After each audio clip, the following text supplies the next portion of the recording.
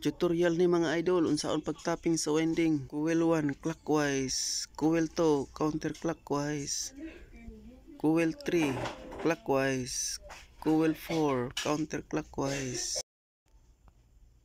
Muna beginning sa coil 1, ending. Beginning pud sa coil 2, yang ending. Beginning sa coil 3, mapiyang ending. Beginning sa coil 4, mapo niyang ending.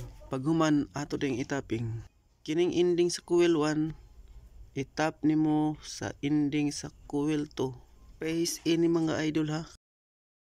Beginning sa coil 2, itap pod sa beginning sa coil 3. Subaya lang ng mga araw idol aron dili ka maglibog.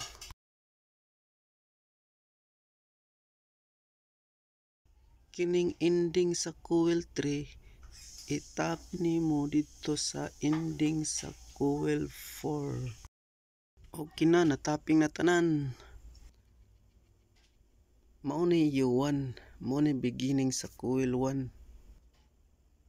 Mao ni U2, mao ni beginning sa coil 4.